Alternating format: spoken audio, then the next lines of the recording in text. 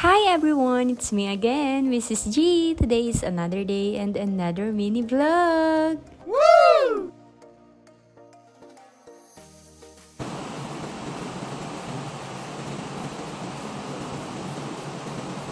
Pagkagising ko nga ng umaga, eto nga napakalakas yung ulan.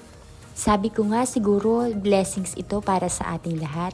At dahil nga first Sunday of September ngayon. At dahil nga Sunday ngayon ay magsisimba kami ng aking mga anak. Kaya ito nagluto muna ako ng kanin at nagpainit ng tubig para pampaligo nila. Kaya lang yung isa kong anak ay hindi pa gising, si kuya pa lang yung gising ngayon.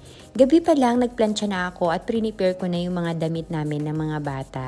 Tapos, nagtimpla na rin ako ng gatas nila para paggising nila ay kakain na sila. At habang kumakain nga sila, ako naman yung mag-aayos.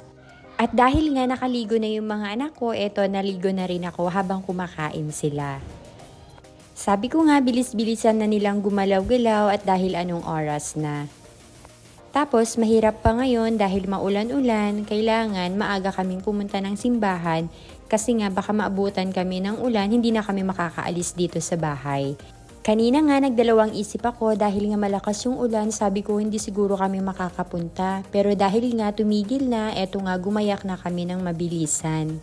On the way na rin kami papuntang simbahan, eto nga marami na din palang tao. Kaya dito na lang kami sa likuran umupo.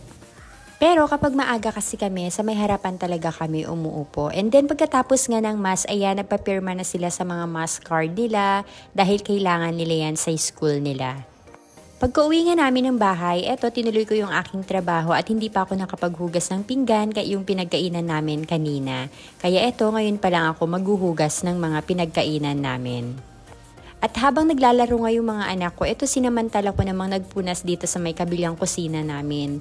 Alam niyo naman kapag yung mga anak ko ay naglalaro at sinasamantala ko din talaga yung paglilinis dito sa bahay. Lalong-lalo na dito sa may sala dahil lahat ng mga laruan nilang mga Lego ay nakakalat dito. Kaya sabi ko maglaro muna sila sa kusina at maglilinis naman ako dito sa sala. Kapag nandito kasi yung mga anak ko, syempre hindi tayo makakapaglinis ng maayos dahil nga pag naglinis tayo, kalat na naman maya. Ganun din ba yung mga anak ninyo?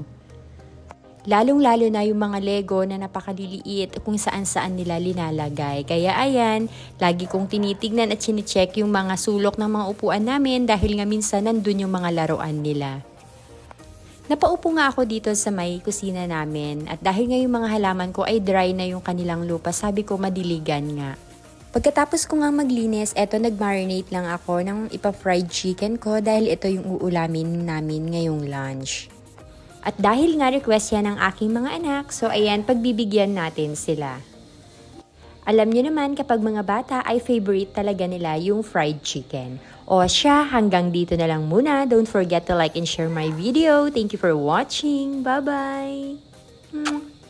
Wow!